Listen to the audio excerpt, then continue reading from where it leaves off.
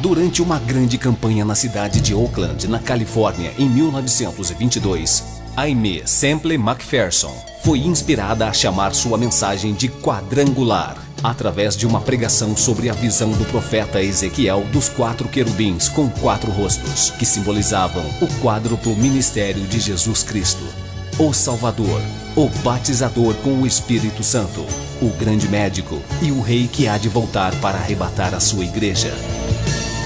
Sua mensagem nunca mudou, mas recebeu nova ênfase quando ela começou a proclamá-la com o nome dado por Deus.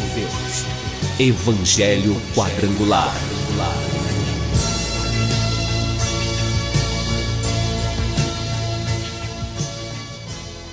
A Igreja do Evangelho Quadrangular Independente passa a apresentar o programa Cristo, Esperança Nossa, sempre numa palavra poderosa a seu favor, a favor do seu lar e da sua família. Esteja conosco, porque dentro de alguns instantes estaremos formando a cadeia da prece poderosa, quando estarei orando e intercedendo a Deus em o nome do Senhor Jesus Cristo a seu favor.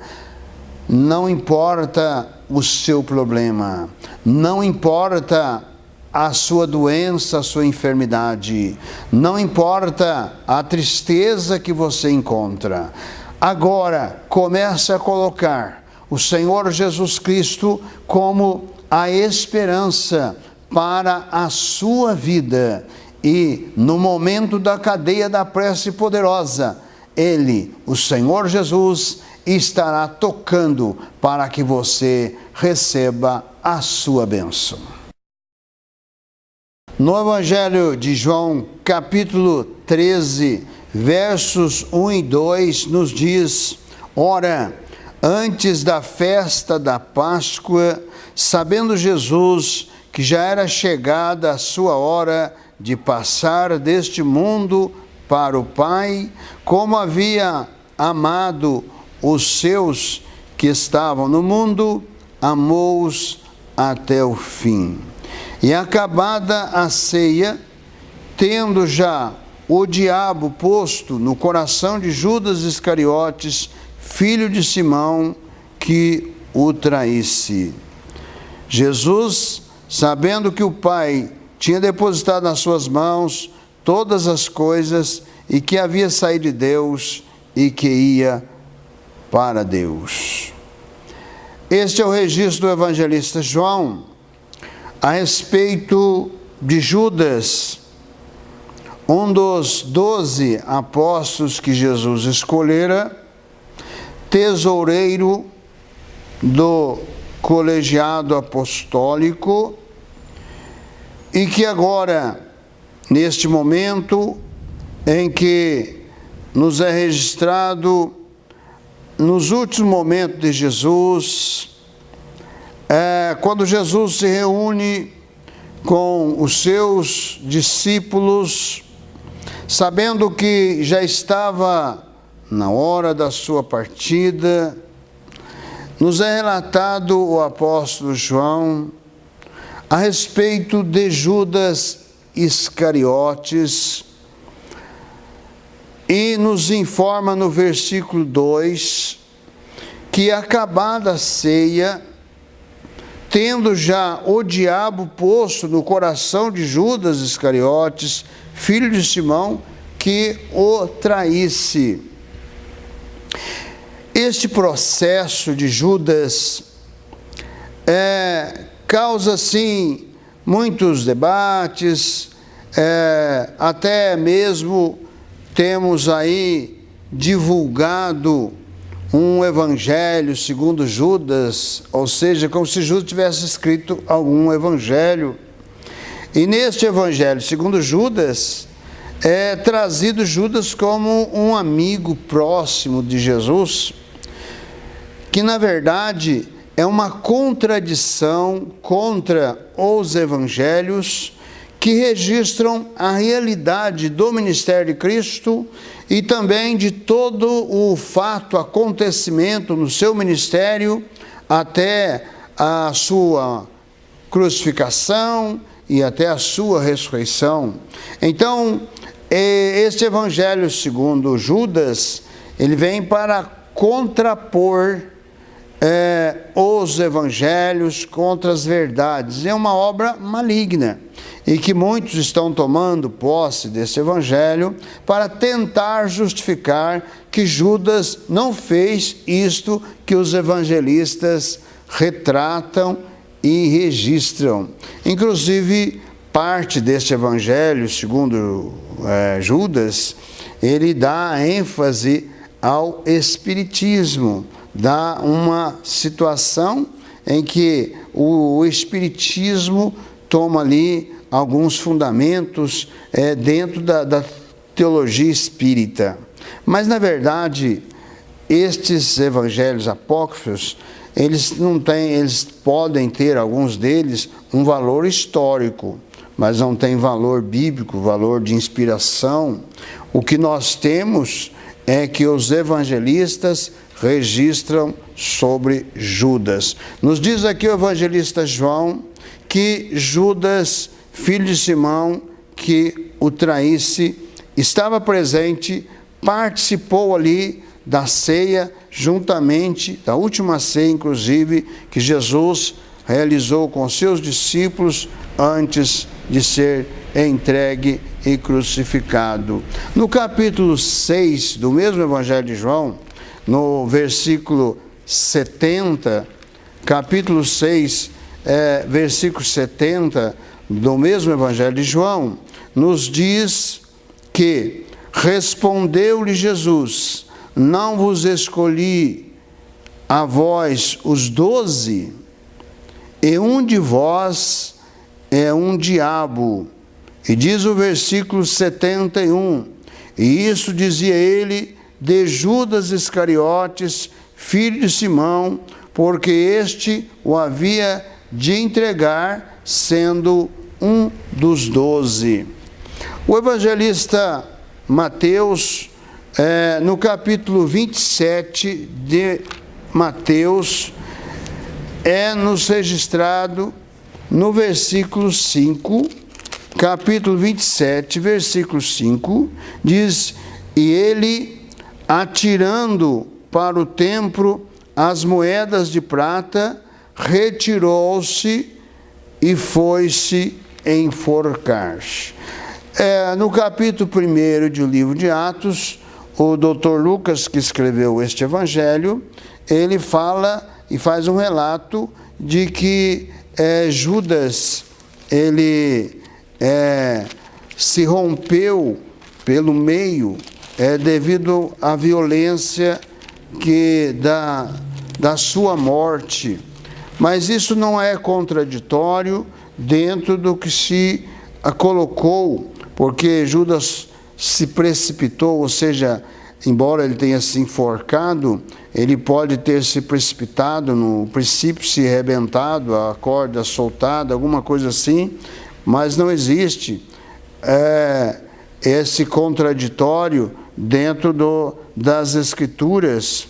Mas nos é informado aqui no livro de Atos, capítulo 1, versículo 18, ora, este adquiriu um campo com o galardão da iniquidade e precipitou-se, rebentou pelo meio e todas as suas entranhas derramaram.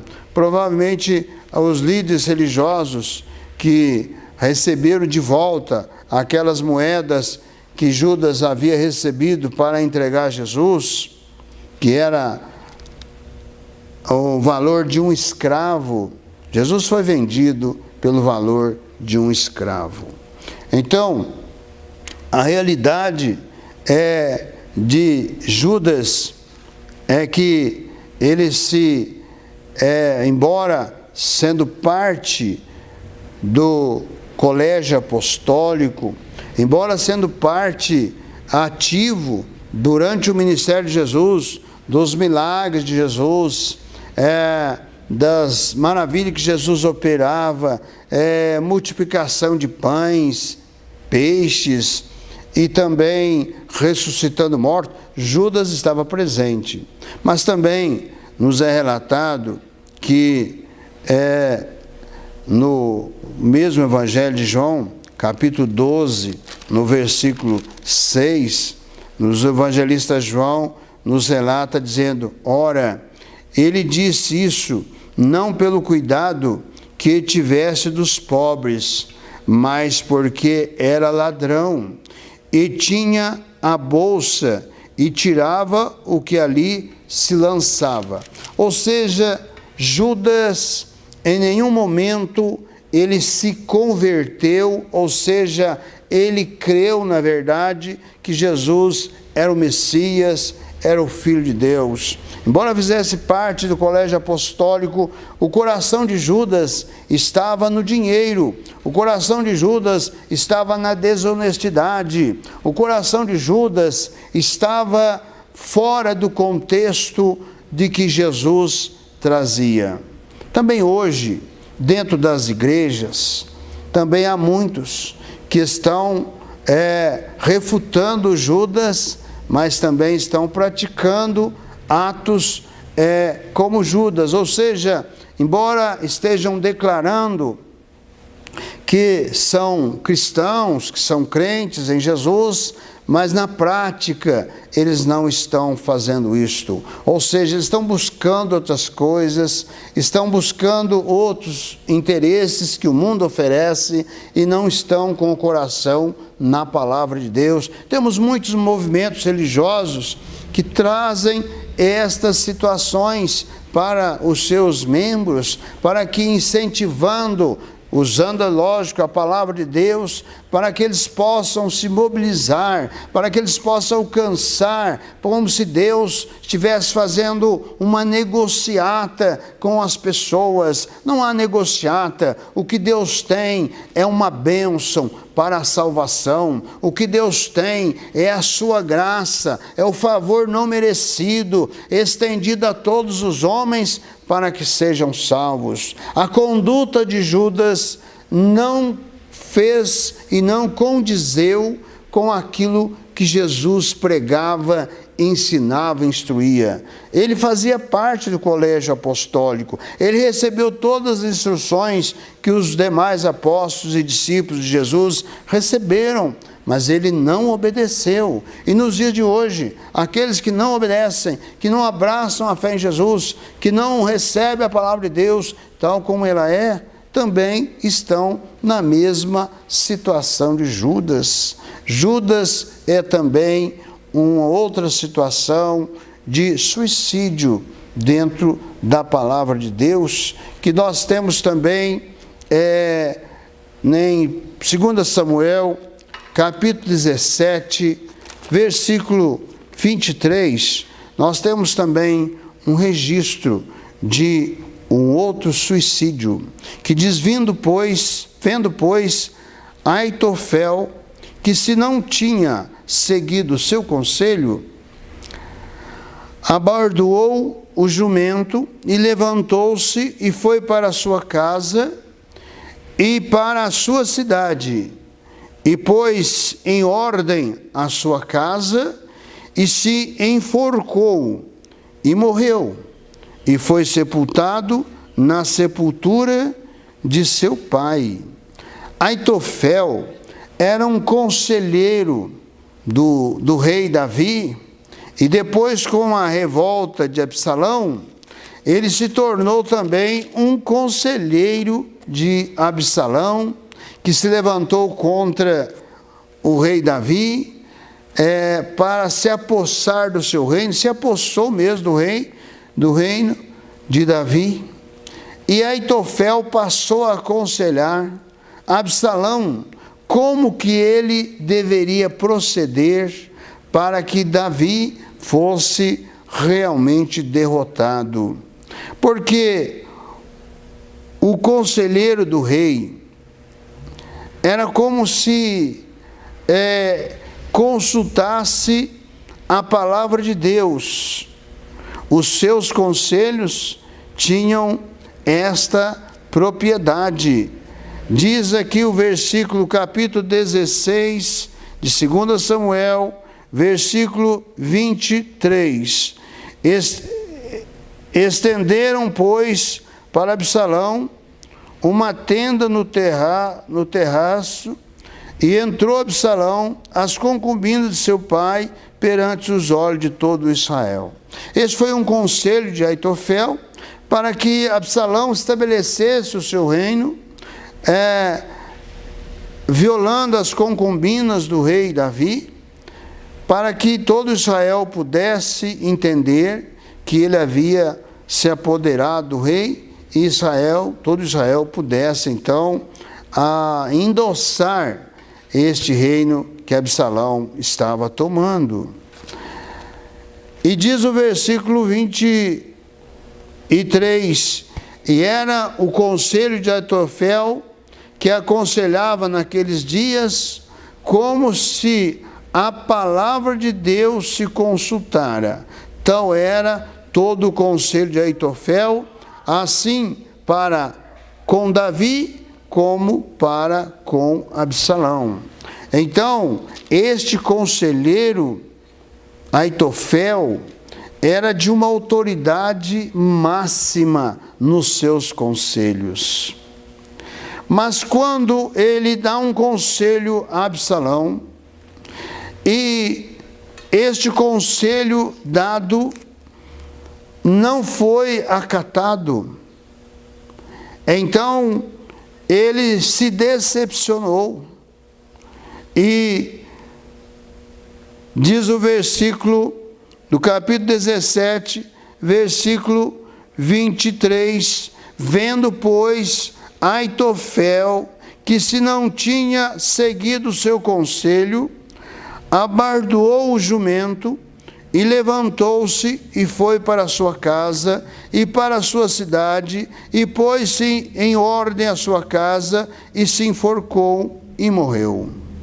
Mais um fato ocorrido de suicídio, por uma decepção, porque o seu conselho não foi acatado. Ele era o conselheiro mor, mas o seu conselho não foi acatado. Nós temos também, em 1 Reis, capítulo 16, versículo 18, que nos diz: e sucedeu que Zine, vendo que a cidade era tomada, se foi ao paço da casa do rei, e queimou sobre si a casa do rei, e morreu. Mais um registro de um suicídio que foi queimado. Zine, ele era um servo do rei Elá, e ele se rebelou contra o rei, matou o rei Elá, e se tornou rei por 7 dias. E quando todo Israel tomou conhecimento, se levantou contra ele, e tomou a cidade, e então ele, vendo a cidade tomada, colocou fogo na casa do rei, e pereceu neste fogo. Então nós temos fatos: ganância por parte de Judas, nós temos um conselheiro mor do rei, que quando um dos seus conselhos não foi acatado, foi o suficiente para que ele se enforcasse, tirasse a própria vida. Temos um servo que matou o seu rei, se apoderou do reino, mas por apenas 7 dias.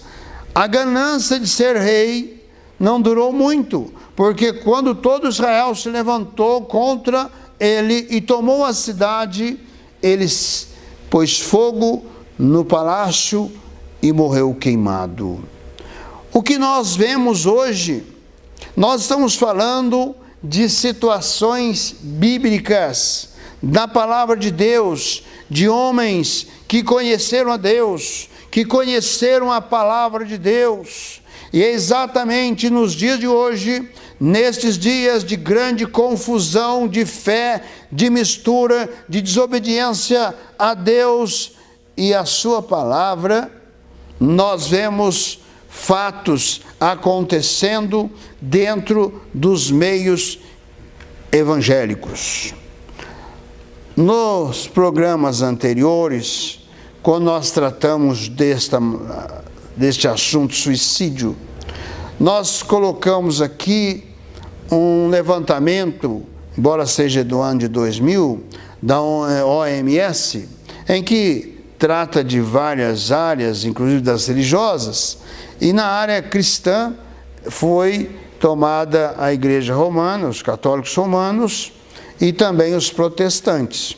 E dentro desse levantamento, os cristãos católicos romanos era em menor número o suicídio do que os protestantes. Por que esta diferença? É a partir do momento que a pessoa deixa Deus, deixa a palavra de Deus, se afasta e vai para o mundo, ele deixou as verdades do Evangelho. E por esse motivo, muitas situações dá lugar ao diabo, a Satanás, porque todos estes suicídios que aqui citamos, está clara, inclusive na questão de Judas, que Satanás trabalhou, e não foi num momento, foi um trabalho de Satanás de algum tempo. Ou seja, no caso de Judas, Judas nunca levou a sério Jesus como Senhor, como Salvador, como Messias, e por isso Satanás pôde trabalhar no seu coração. A primeira coisa que Satanás faz é atacar a mente das pessoas. Então, aqueles que se desviam da fé em Cristo, da palavra de Deus, Satanás coloca na mente dessas pessoas que não há mais esperança para elas. Inclusive, existem movimentos religiosos com essa doutrina, que eu considero um crime. Instrui aos seus membros que o dia que eles deixarem aquele movimento, aquela igreja, eles não procurem mais nada, porque Deus não vai ouvi-los. E com isto, nós encontramos muitos oriundos deste movimento religioso nas sarjetas, embriagados, desesperados, porque não tem mais esperança para eles. A fé em Jesus, ela tem esperança. E a maior prova é os dois ladrões que foram crucificados, um à esquerda e o outro à direita de Jesus. Um deles, em dado momento, passou a reconhecer que Jesus era o Messias, era o Filho de Deus. Ele se arrependeu dos seus pecados. Ele pediu para Jesus: lembra-te de mim, Senhor, quando entrares no teu reino. E a resposta de Jesus a ele foi esta: hoje mesmo estarás comigo no paraíso. Quem era esse ladrão? Era uma das piores espécies da época. Enquanto há vida, há esperança. Creia em Jesus. Creia, abra o seu coração. Abrace a fé em Jesus. Não abrace uma religião, não abrace um dogma religioso. Abrace a fé em Jesus como o Salvador, como o Senhor, como o Filho de Deus, e você será bem-sucedido e bem-sucedida, e o inimigo não virá tirar a sua vida. Feche os seus olhos, forme comigo a cadeia da prece poderosa e estarei orando por você.